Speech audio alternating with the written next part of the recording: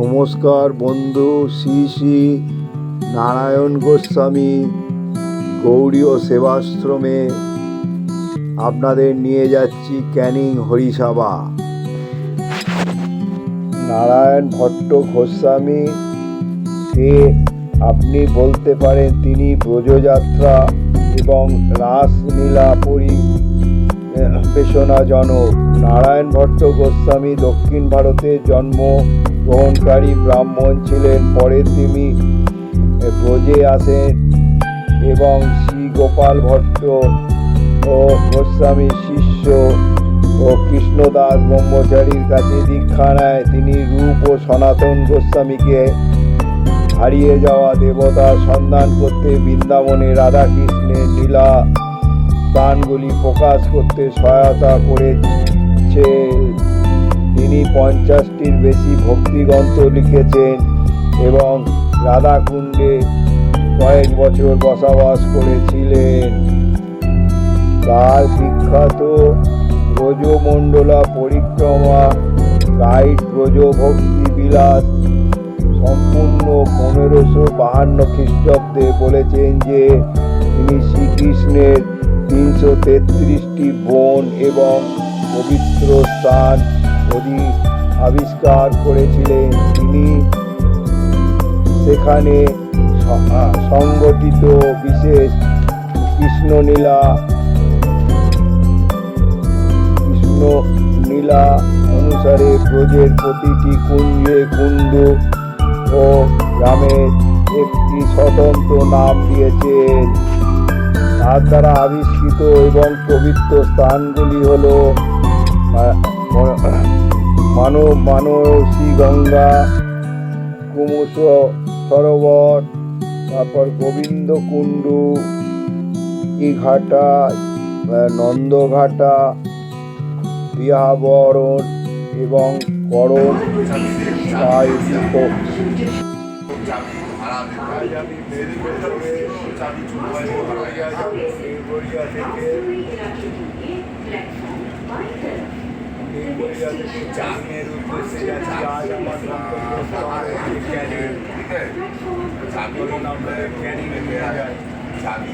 कहाँ कौन चला जाता है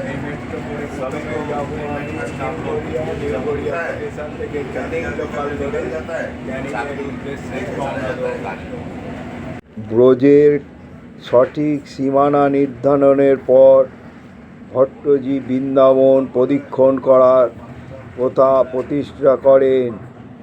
আজও ব্রজযাত্রা বা কৌশারী কোষ পরিক্রমা নামে পরিচিত। তিনি কৃষ্ণের রসের সাথে এর সম্পৃক্ত স্থানগুলি আবিষ্কার করেন।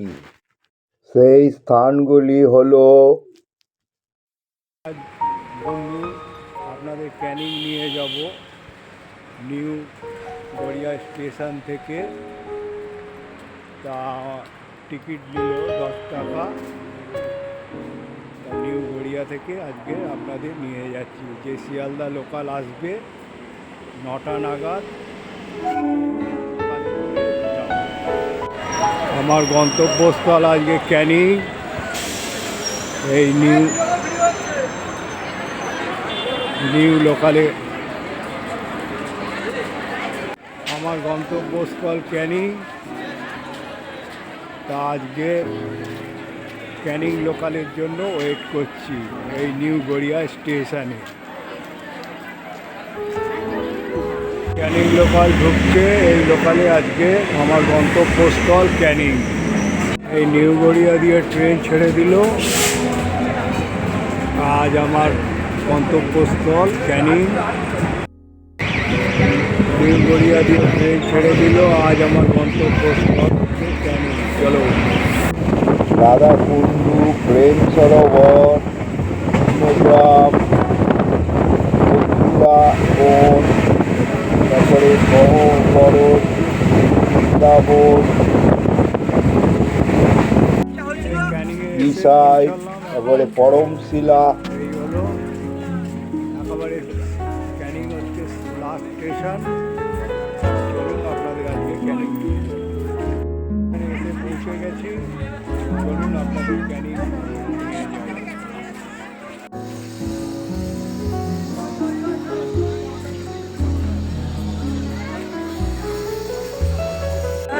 এই ক্যানিং স্টেশন হচ্ছে শিয়ালদা ক্যানিং লোকাল স্টেশন, আর এটাই হচ্ছে অন্তিম স্টেশন। এই হলো Canning local. Canning swimming pool, সরকারি সুইমিং পুল তো সরকারি। তা আমি এইখান থেকে নিয়ে যাচ্ছি এখন ক্যানিং হরিসভায় যাব, এইটা ঢোকার পথ। আজ আপনাদের ক্যানিং এ অবস্থিত হরিসভায় এনেছি। এই হচ্ছে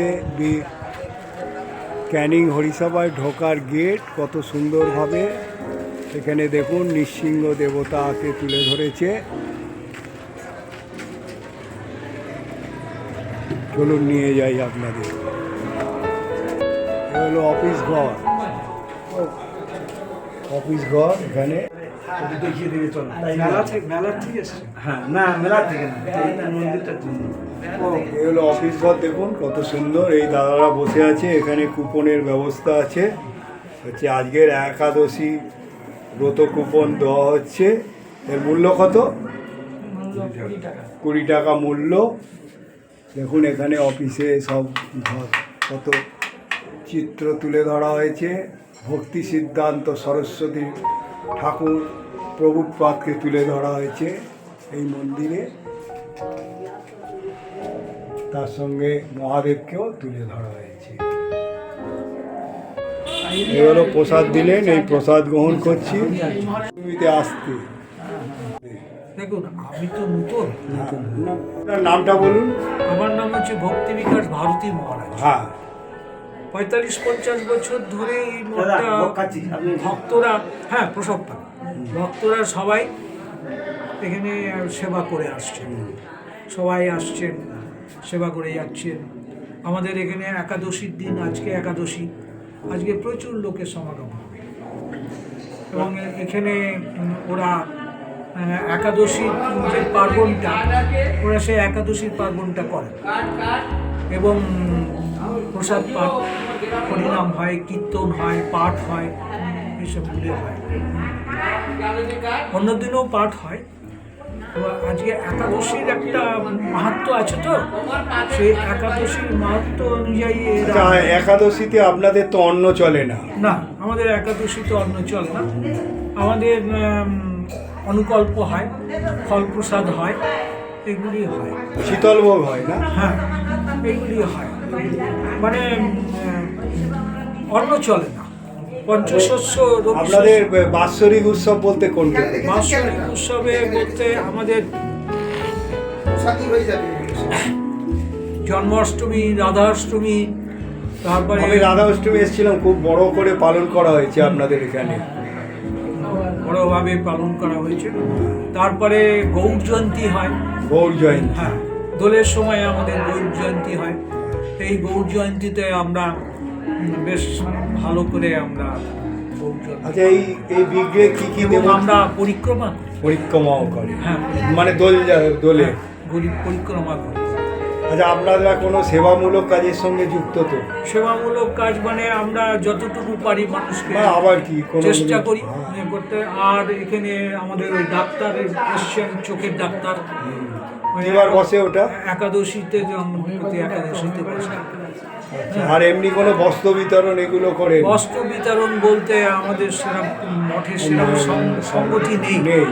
আমরা এমনি যে হয়তো কেউ হয়তো কিছু হতে পারছে না, দেখলে আমরা সেরকম বুঝি, আমরা সেরকম। মানে আপনারা আধ্যাত্মিক এবং সেবামূলক কাজের সঙ্গে যুক্ত আছে? হ্যাঁ, আধ্যাত্মিক চেতনের ওপরে আমরা যতটুকু মানে সাধনা করতে পারি। না, এ তো বৈষ্ণবের এমনি আছে, ধর্মে যত প্রচার করবে এমনি গৌরাঙ্গ বলে গিয়ে। তাছাড়া আমরা এখানে হরিনাম কীর্তন এমনি আমরা করি।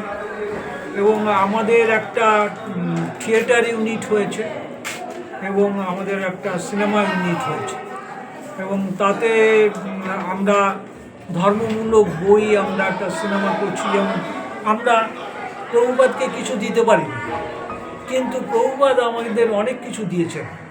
সরস্বতী গোস্বামী ঠাকুর, তাকে নিয়ে আমরা একটা ডকুমেন্টারি ছবি করছি। মানে খুবই ভালো কথা, মানে লোকে জানতে পারবে মানে হ্যাঁ, লোকে জানতে প্রভুপাদ সরস্বতী গোস্বামীর ঠাকুর ব্যাপারে। যে আমাদের জগৎগুরু, জগৎগুরু তিনি গুরু কি ছাড়া কি তো কিছু হয় না। না, তো গুরুকে নিয়ে আমরা তার নামে শ্রদ্ধাঞ্জলি জ্ঞাপন করে আমরা তার নামে একটা ছবি করছি, যেটা আমরা নেটে দেবো।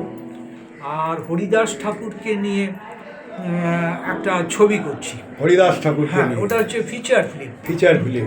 সিনেমা, বড় পর্দায়। এগুলি আমরা তৈরি করছি এবং আমরা মানুষ যাতে এই সম্বন্ধে কিছু জানতে পারে, ভক্তরা কিছু জানতে পারে, এটা আমরা সিনেমার প্রজেক্টরের মাধ্যমে তুলে ধরছি, আমরা তুলে দিই জনসাধারণ দেখে। আমাদের একটা হল ঘর মতন আছে, সেই হল ঘরে আমরা প্রজেক্টরের মাধ্যমে আমরা রামায়ণ, মহাভারত, তারপরে এই সমস্তগুলি আমরা ওই কৃষ্ণ, রামায়ণ, মহাভারত, এই সমস্তগুলি আমরা প্রজেক্টরের মাধ্যমে বড় পর্দায় আমরা দেখাচ্ছি। ঠিক আছে, আপনাকে এইগুলো বলার জন্য ধন্যবাদ। অনেক কাজ করছেন সমাজগুলো, মানে সমাজ জাগানো যাকে বলে, এই যে কাজ এগুলো করছেন, এগুলোর জন্য আপনাকে ধন্যবাদ জানালাম। এবারে আমি বাইরের কিছু এখানে পূজা সামগ্রী সব কিছু পাওয়া যায়। এখানে অনলাইনেরও পেমেন্টের ব্যবস্থা রয়েছে।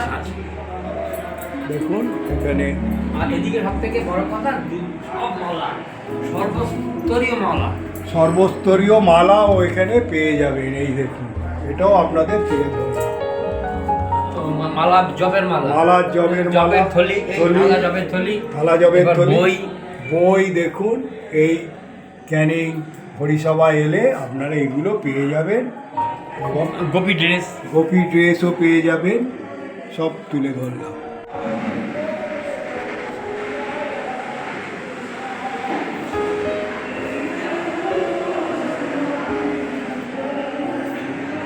এই মন্দিরে আপনার রাধাকৃষ্ণ ছাড়াও জগন্নাথ দেব, তারপরে হচ্ছে বলরাম ও সুভদ্রা বিরাজ করছে এবং তার সঙ্গে গৌর ও নিতাই এই মন্দিরের বিগ্রহে বিরাজ করছে। এই মন্দিরে দেখুন কিভাবে কৃষ্ণের যে অবতারগুলো তুলে ধরেছে।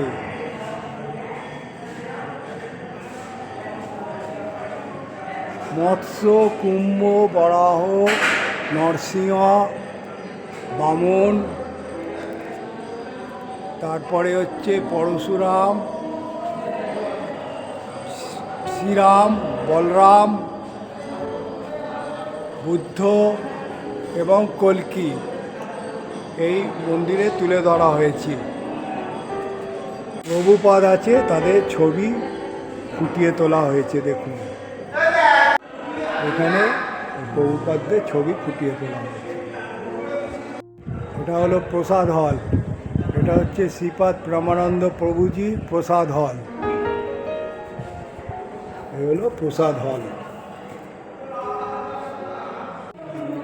আর এই রন্ধনশালায় কিন্তু সবচেয়ে একটাই আশ্চর্য, গ্যাসে রান্না হচ্ছে না, কাঠের রান্নায়, যার স্বাদই আলাদা।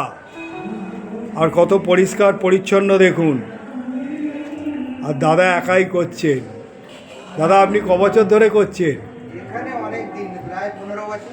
15 বছর এই দাদা সার্ভিস দিয়ে যাচ্ছে। আমি করছি, রাধারানী করছে। সব আমি কেউ না। সবই রাধারানী। আরে এই মন্দিরে দেখুন কত বড় মন্দির।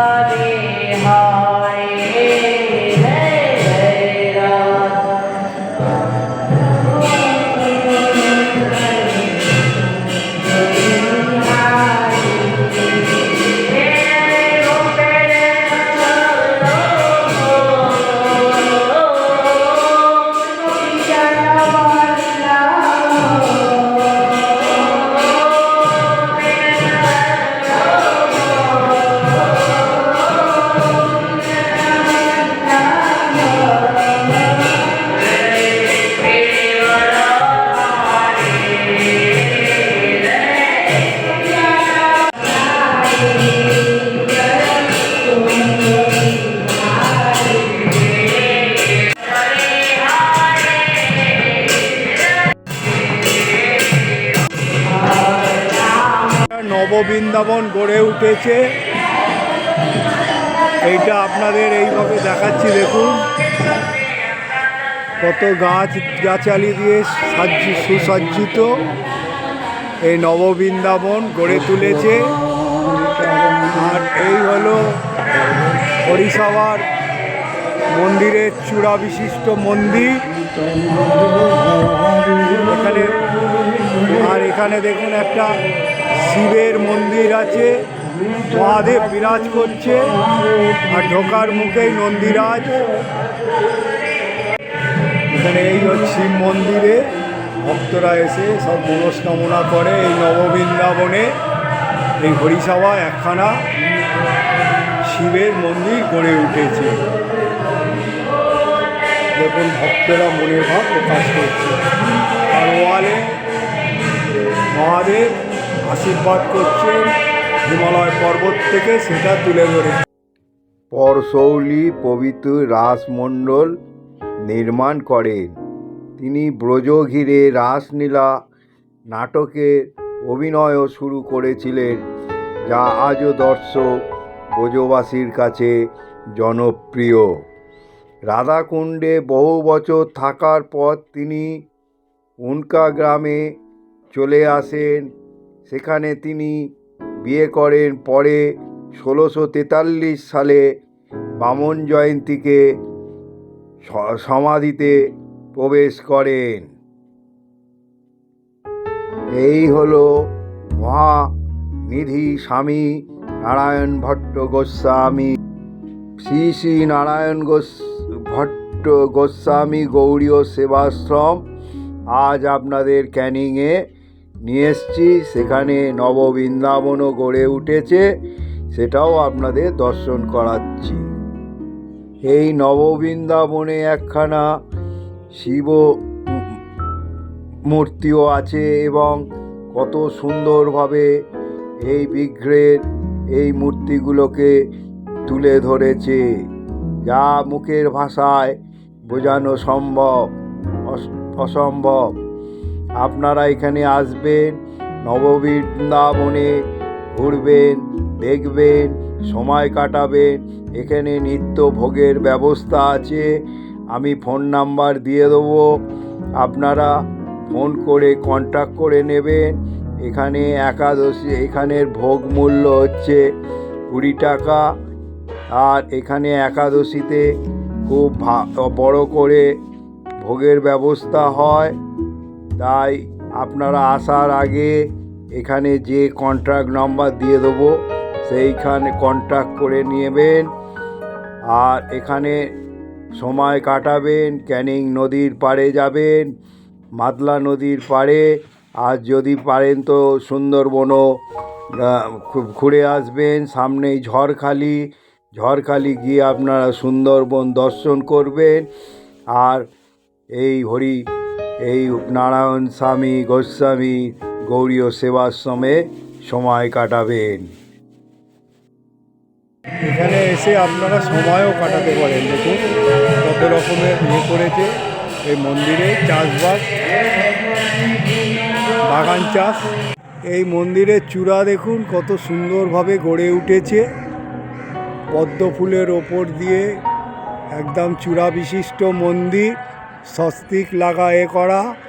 তারপরে মাইক লাগানো রয়েছে, যে যখনই কোনো বড় প্রোগ্রাম হবে মাইক দিয়ে শোনা যাবে। এই চূড়া বিশিষ্ট মন্দিরের চূড়াটা আপনাদের কাছে তুলে ধরলাম। এখন খুব বড় প্রোগ্রাম হয়, ওপরে পর্যন্ত রন্ধনশালা আছে ছাদের ওপরে। এটা হলো হাত ধোয়ার জায়গা, এখানে টয়লেট ফ্যাসিলিটি পেয়ে যাবে। বন্ধু, আজ শ্রী শ্রী নারায়ণ গোস্বামী গৌড়ীয় সেবা আশ্রমে এনেছি। এটা অবস্থিত হচ্ছে ক্যানিং হরিসভা, ক্যানিং বাসস্ট্যান্ড বাজারের পাশে। তা আমি এখানে মোটামুটি আপনাদের সব তুলে ধরলাম। এখানে নিত্য ভোগের ব্যবস্থা আছে। আমি ফোন নাম্বার দিয়ে দেবো, সেই ফোনে যোগাযোগ করে নেবেন। কেন আমার এখানে বাড়ি ট্রেনের জন্য চলে যেতে হবে, আর আমি সেটা দেখাতে পারলাম না, তার জন্য আমি দুঃখিত। আর এই হরিসভা দেখার পর একটা করে লাইক করবেন এবং যত শেয়ার করবেন লোকে জানতে পারবে। আর বলবো এখনও যারা সাবস্ক্রাইব করেননি তারা সাবস্ক্রাইব করলে আইকন বোতামটা টিপে দেবে। আমি যখনই কোনো ব্লগ বানাবো আপনারা পেয়ে যাবেন। আপনারা ভালো থাকুন, সুস্থ থাকুন, এই বলে আমার গন্তব্যস্থলে চললাম। জয় রাধাকৃষ্ণ।